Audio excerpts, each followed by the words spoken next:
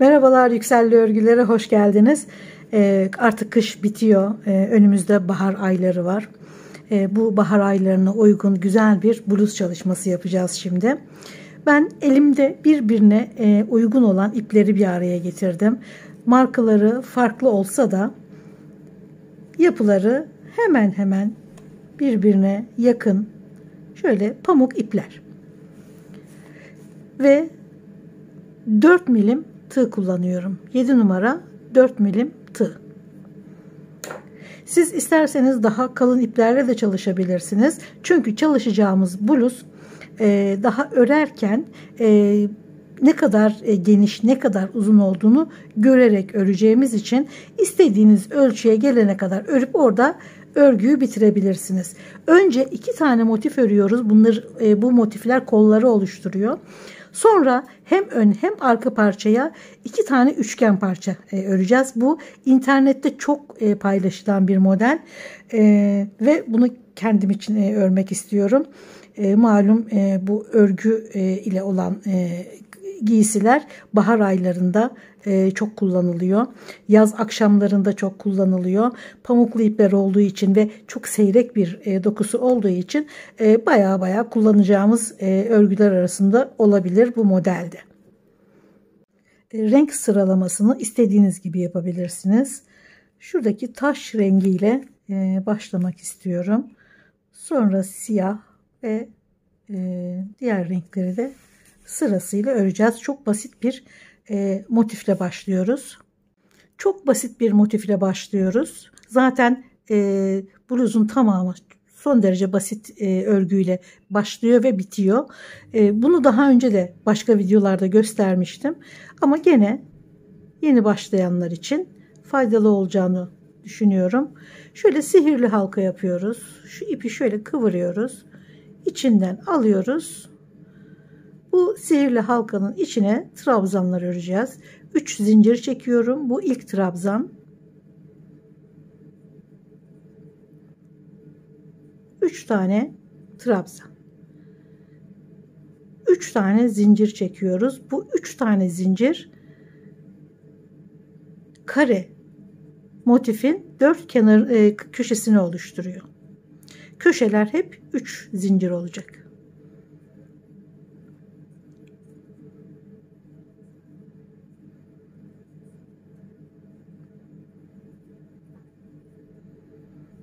Bir, 2, 3 zincir, tekrar 3 trabzan.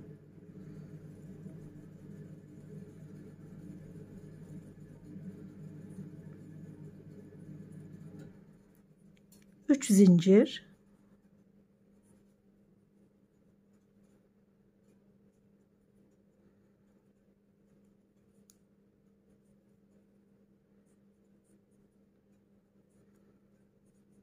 üç trabzan. Buradan sıkıştırıyoruz. Bunu gene içinden yürüterek temiz bir şekilde kesiyoruz ipi. Motifler genelde şuradan başlar ve burada biter. Yani köşelerde. Ortalarda kalırsa birleştirme ve sıranın başlama yeri şu örgülerde kalırsa, yan kenarlarda kalırsa bu çok gözükür ve çirkin durur. Mutlaka başlangıç yeri, sıranın başlangıç yeri köşelerde olması gerekiyor. Bunu ben diğer videolarda da anlatmıştım. Bunun başlangıç yerinin köşede kalması için örgüyü de köşede, yani tam köşede, şurada 3 zincirin ortasındaki şu zincirde kalması gerekiyor. Buraya bir zincir çekiyorum. Sonra zincir çekerek başladığım trabzanın 3. zincirine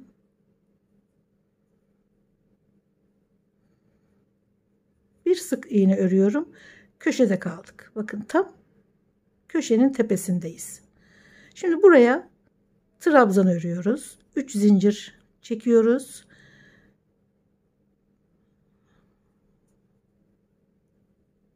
2 ve 3 trabzan. Köşenin yarısını ördük. biterken gene aynı boşluğun içine 3 trabzan daha yapıp köşeyi tamamlayacağız. Bu şekilde örersek motifin hiçbir yerinde başlangıç yeri gözükmez. Yani ek yeri gözükmez. Şimdi aralara 2 zincir çekiyoruz, köşelere 3 zincir. Şimdi arayı çekiyoruz, yani yandaki örgülerin boşluklarını oluşturuyoruz. 2 zincir, diğer köşeye geçiyorum.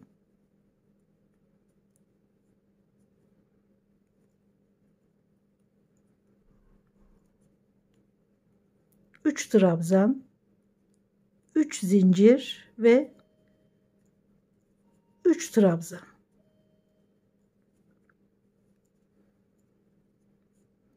2 zincir,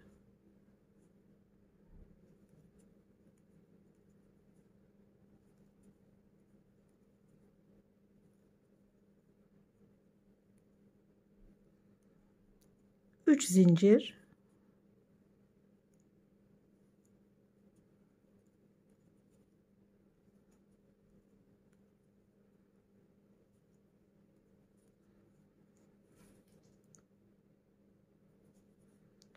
aralarda 2 zincir, diğer köşeye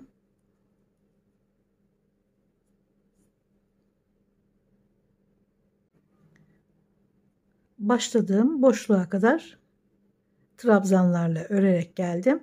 Yani 3 trabzan daha ördüm aynı boşluğun içine. Şimdi gene köşeyi oluşturuyoruz. Bir zincir çekiyorum. Sonra başlangıç trabzanın en üstteki 3. zincirine batıyorum ve bir sık iğne. Şurası bir üst sıranın zemini oluyor. 2 sıra ördük. 3 sıra örelim ve 3 sıra sonra rengini değiştirelim ipin. 1 2 3 boşluğa gene yarım köşe öreceğiz. Sadece 3 trabzan ve gene boşluğa 3 trabzan yaparak sırayı tamamlayacağız. 2 zincir,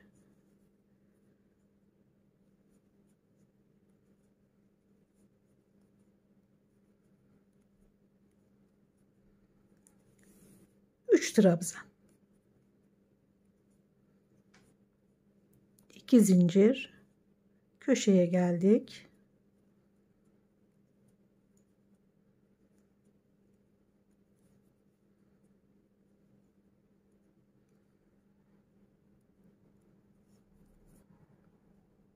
Köşede 3 zincir, tekrar 3 trabzan,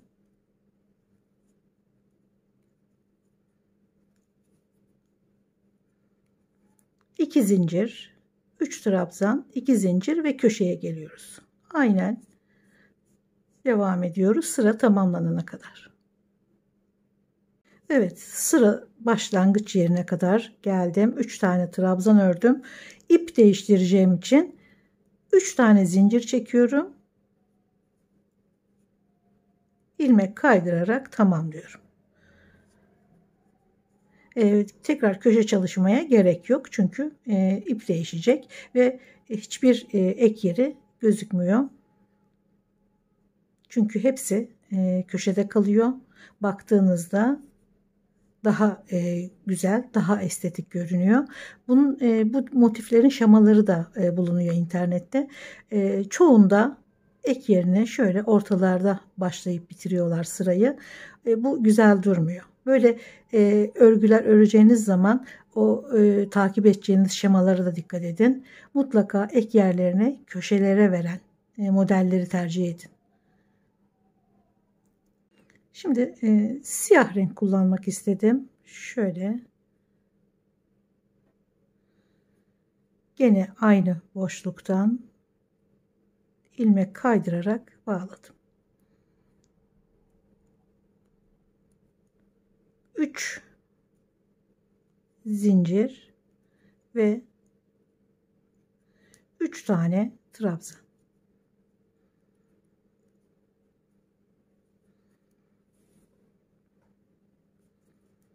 Gene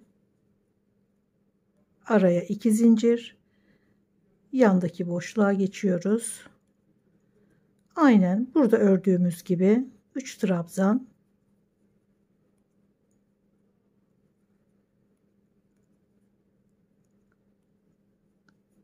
2 zincir, 3 trabzan.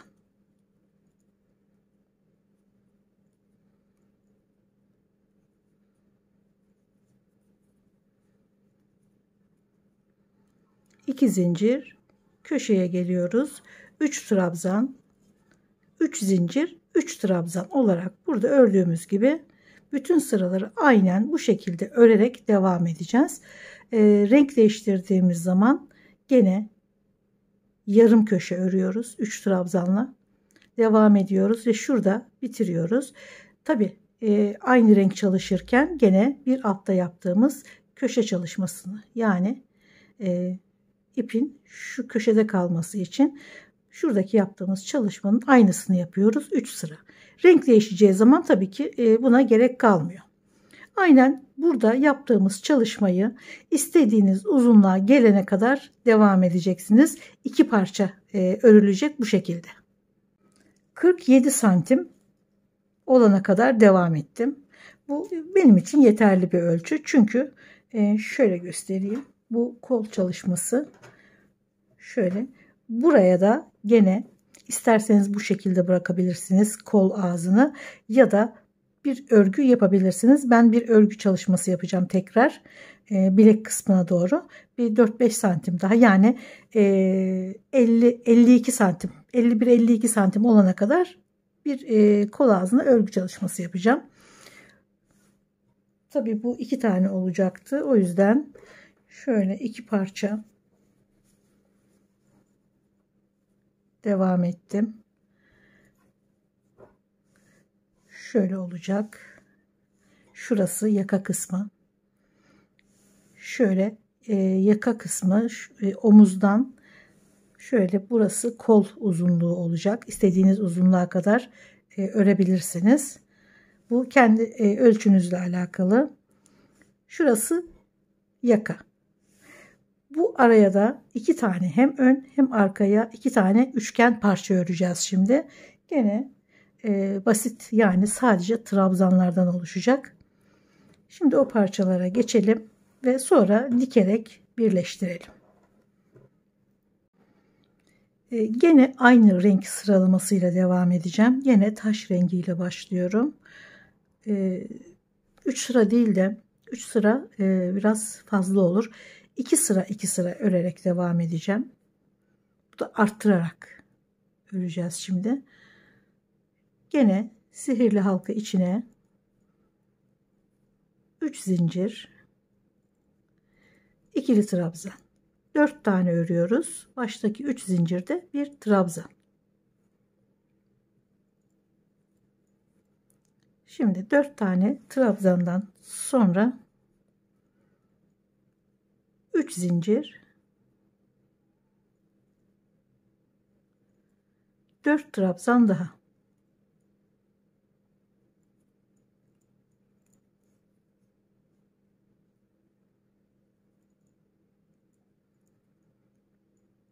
Ve 4. Gene burayı sıkıştırıp arkada yürüterek kesiyoruz. Böyle üçgen bir örgü oluşuyor. Bunu yukarı doğru şöyle arttırarak devam edeceğiz. Başlangıç yine 3 zincir, aynı ilmeğin içine, yani aynı ilmeğe 2 tane trabzan örmüş oluyoruz. Şurada bir tane artışımız oluyor. Devam ediyoruz.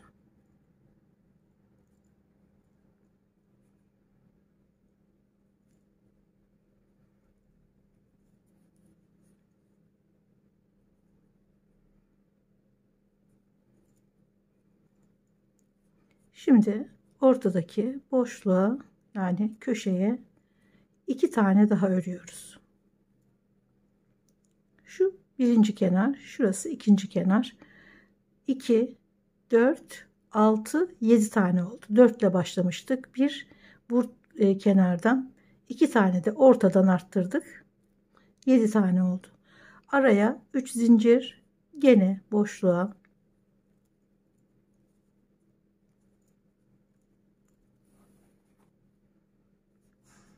2 tane örüyoruz. Sonra trabzanların üzerine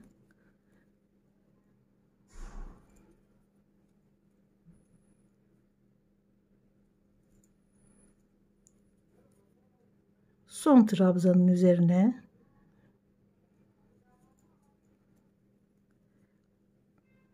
son ördüğümüz trabzanın üzerine bir tane daha.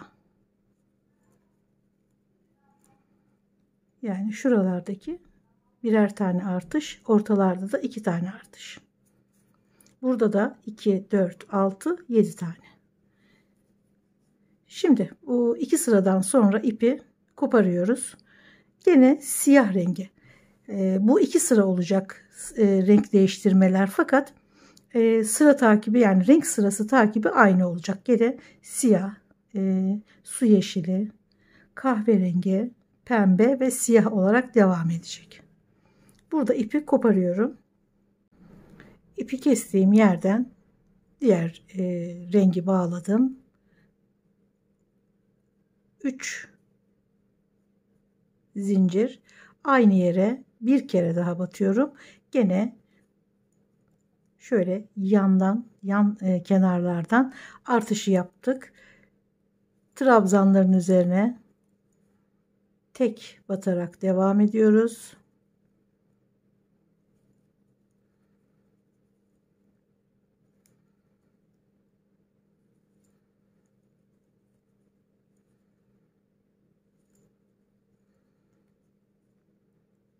İki, 4, 6, 7, 8, ortaya 2 tane, 10. Şimdi 10 tane oldu trabzan sayısı. Araya 3 zincir, gene boşluğun içine 2 trabzan,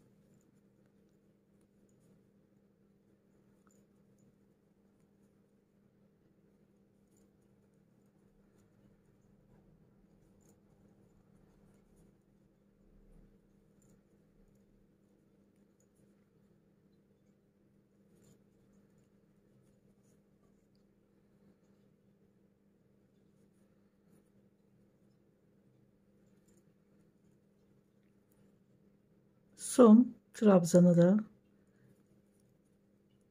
örüyoruz ve buraya gene bir tane fazla örüyoruz. Kenarlarda bir tane, ortada 2 tane trabzan örüyoruz. 4 başladık, 7 oldu, sonra 10. Aynen bu şekilde örerek istediğimiz uzunluğa kadar derken, tabii ki şuradaki 47 santim kadar. Yani ben kol uzunluğunu 47 santim tuttum. Çünkü kol ağzına da ufak bir örgü öreceğim için bunu 50-52'ye tamamlayacağım. Gene şuradaki kenar kadar, yani 47 santim üçgen örüyorum. Evet, 2 tane üçgen motifi de bitirdim. Şöyle yaka kısmı, kollar, bunları diktikten sonra buralara da 8 tane kadar sanırım iri püsküller takacağım. Çok otantik, bohem bir bluz oldu gerçekten. Tam istediğim gibi. Ben severim böyle çalışmaları. Bir de elinizde kalan ipler mutlaka vardır. Başka bir yerden sökmüşsünüzdür. İnceli kalınlığı olabilir. İnce ipleri çift kat yaparak da denkleştirebilirsiniz kalınlıkları. Güzel bir çalışma oluyor. Hem elimizdeki ipleri değerlendiriyoruz, hem ortaya gayet şık modeller çıkıyor. Şimdi dikmeye başlayalım. Üçgen motif ile kare motifi şöyle bir kenarından birleştirdim. Şurası kol oluyordu. Diğer üçgen motifle de şurayı birleştireceğiz. Yani arka kısmı.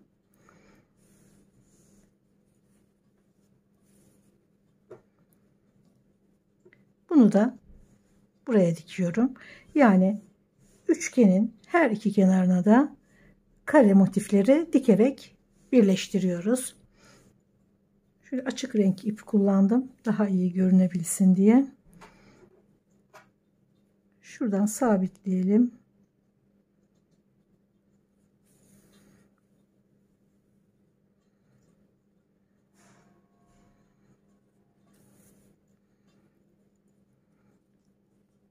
Motifin ortasından, yani köşesinden şöyle alıyorum ve yine köşeden birleştiriyorum.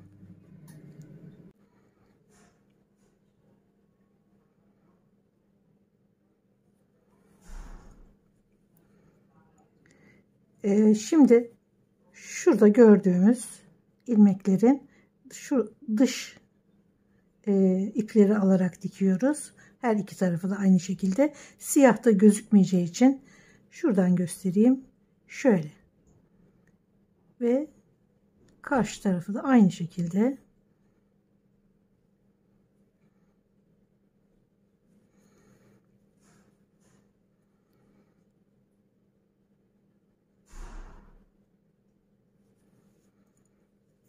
Çok sıkmadan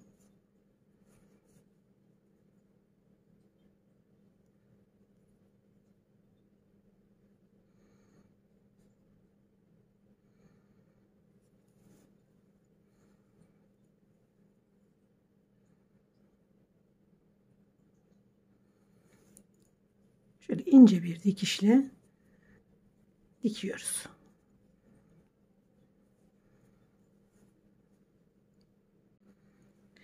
Çok gevşek, güzel bir dokusu olduğu için örgünün dikişi de hiç ipi kastırmadan, sıkmadan, yani şuradaki gevşekliği bozmadan yapmamız gerekiyor. Şöyle temiz, ince bir dikişle motifleri birbirine ekliyoruz. Yaka kısmı, motiflerin kenarları 47 santim olduğu için bu belki biraz fazla gelmiş olabilir. Fazla açık bulmuş olabilirsiniz. Bunu sık iğnelerle birkaç sıra örerek toparlayabilirsiniz. İstediğiniz açıklığa gelene kadar. Ben çok kapalı bir yaka istemiyorum. Bir iki sıra sık iğne örmek yeterli olacak.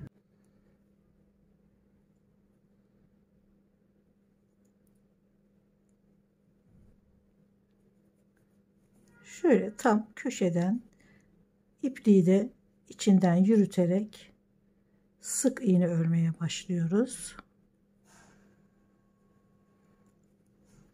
Bir sık iğne tam ortaya. Sonra yandaki boşluğa bir tane. Sonra trabzanların üzerine birer tane.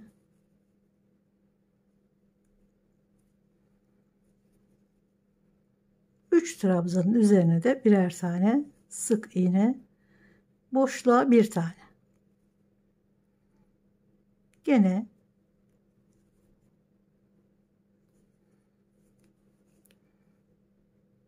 trabzanlara birer tane. Boşluğa bir tane.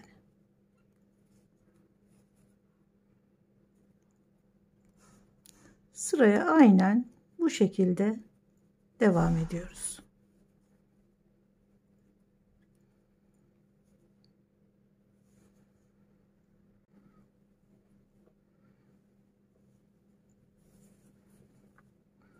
Bir sıra sık iğne ördükten sonra bir sırada her sık iğnenin üzerine bir sık iğne örerek ikinci sırayı da tamamladım. Başlangıç noktasındaki sık iğneye ilmek kaydırarak bağladım. Şimdi kol için çalışma yapacağız. Burada sık iğne çalıştık. Kol ağzında trabzan çalışacağız. Şurada köşeye, karşı taraftan da gene köşeye batıyorum.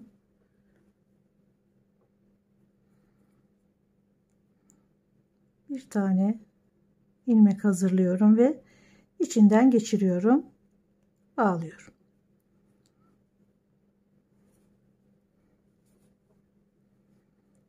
Şimdi bu kısmı bir seferde daraltmayacağız. Bu pek güzel olmuyor. Her sırada biraz daraltarak istediğimiz genişliğe kadar daraltacağız. 3 zincir çekip trabzanların üzerine geliyorum. 3 tane trabzana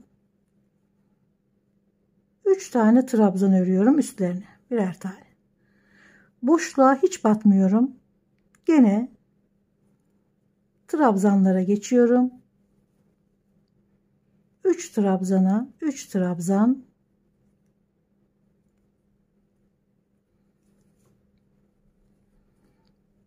boşluğa hiç batmıyorum. Gene trabzana. Sadece trabzanların üzerine birer trabzan örerek tamamlıyorum.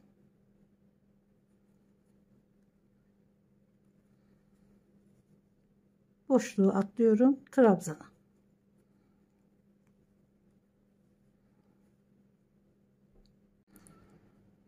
Sırayı bitirdikten sonra başladığımız şu 3 zincir trabzanın 3. zincirine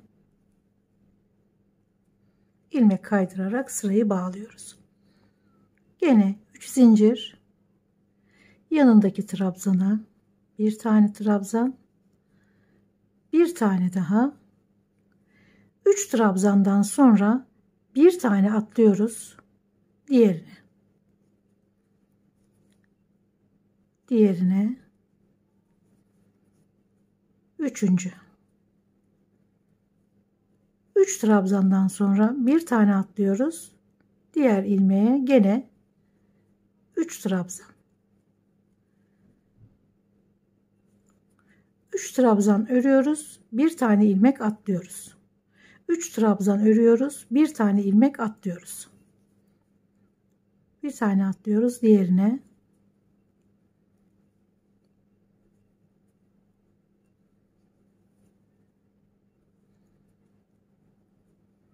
Şimdi bir tane atlıyoruz diğerine. Kol yuvasını, evine yavaş yavaş, bir sırada değil birkaç sırada azaltarak küçültüyoruz.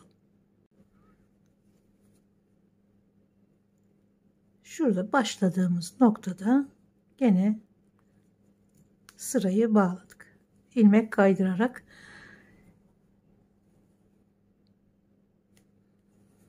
gene 3 zincir çekiyorum.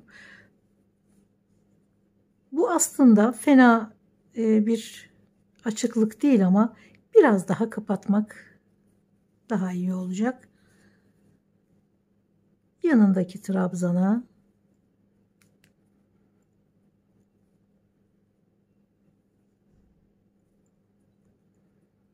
gene 3 tane örüyorum. Pardon, zincir çekmiyoruz tabii ki. Bir tane atlıyorum diğerine. Bir alttaki sırada olduğu gibi 3 trabzan,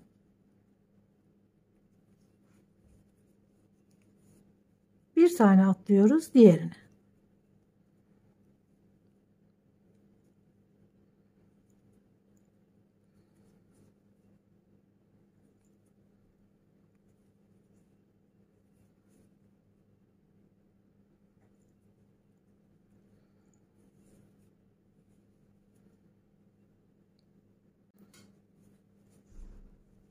Şimdi bu genişlik bence yeterli. El rahatlıkla girebiliyor. Daha da daraltabilirsiniz. Çok bileğe oturmayan, şöyle el üstüne kadar inen bir kol olmasını istedim. Çok bileğe yapışan kolları pek sevmiyorum. Ama tabii siz kendi zevkinize göre 2 trabzan, bir ilmek atlayarak daha da fazla daraltabilirsiniz aslında. Şimdi bir sırada hiç eksiltmeden her trabzana bir trabzan örerek devam ediyorum.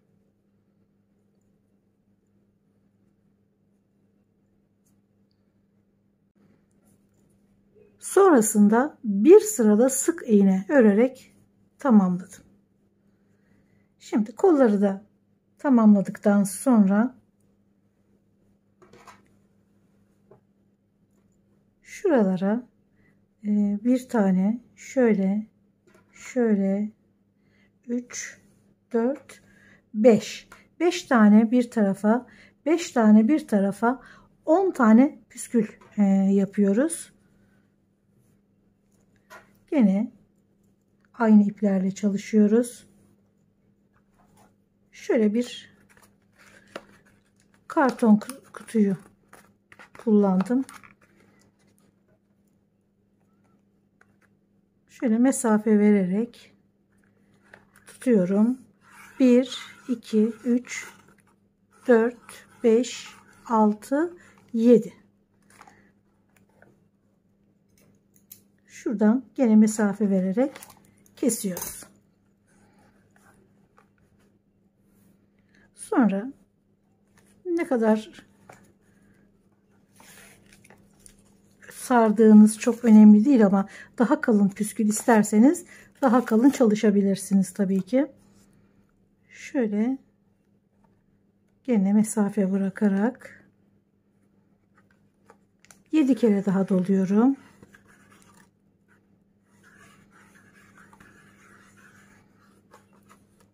Gene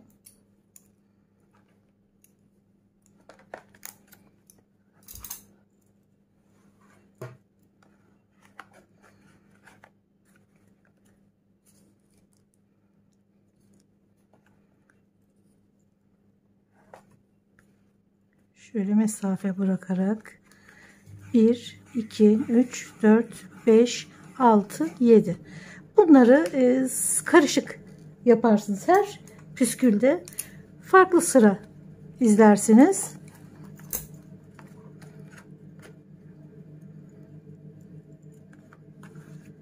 Sonra taş rengiyle gene mesafe bırakıyorum.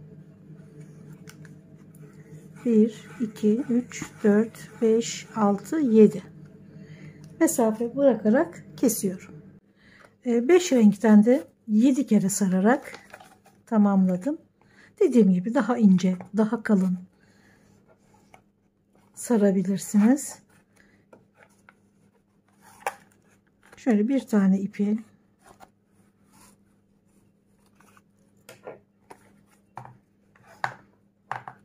sıkıca bağlıyoruz.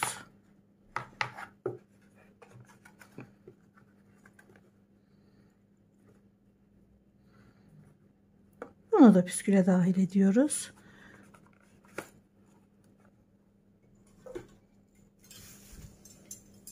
Şimdi daha güçlü bir makasla keselim.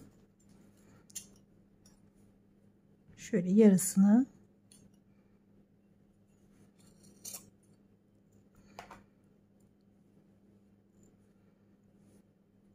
çeviriyoruz.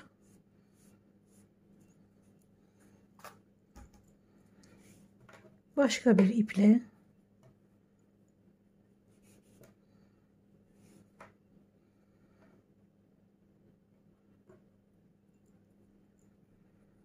biraz mesafe bırakarak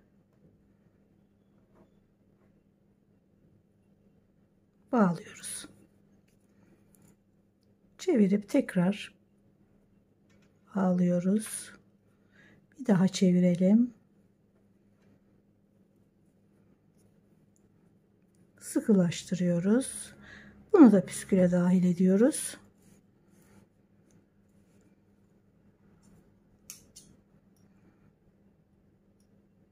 Biraz kısaltarak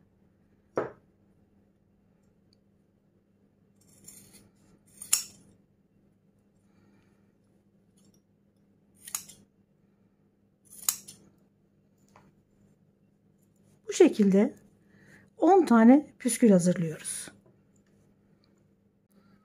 Evet, püskülleri de hazırladım. Şimdi yerlerine tek tek dikiyoruz. Şöyle bir tane şöyle dikelim. Sonra şöyle tam ortasına bir tane dikelim.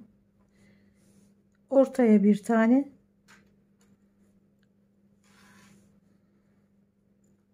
Gene şöyle ortası da bir tane.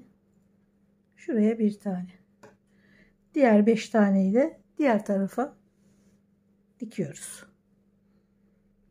Gene iğne iplikle dikelim. 10 tane püskül hazırladım ama ben 8 taneye düşürdüm püskülü. Şu şekilde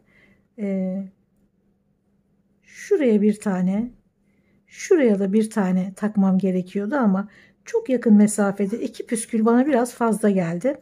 O yüzden bir tane taktım. Hemen şu kolun birleştiği yere, aynı şekilde burada da kolun birleştiği yere bir tane taktım. Sonrasında gene aynı gösterdiğim gibi ortaya bir tane, araya tam ortasına bir tane, şöyle buraya da bir tane, her iki parçanın birleştiği yere. Şimdi şuraya bir tane takacağız birlikte.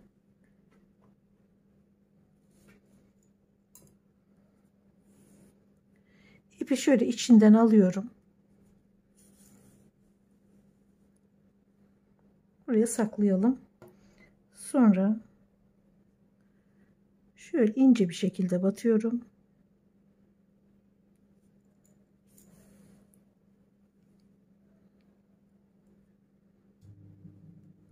Gene biraz daha dikelim. Sağlam olsun.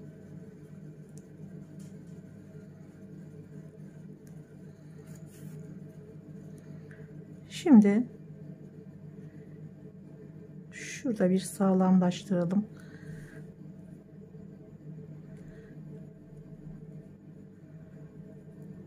İçinden çıkarıyorum. Püskül hizasında keserek tamamlıyoruz. Evet, bluz tamamlandı. Serin yaz akşamlarında, sonbahar, ilkbaharda, yani yılın uzun bir sürecinde kullanabileceğiniz güzel bir örgü olduğunu düşünüyorum.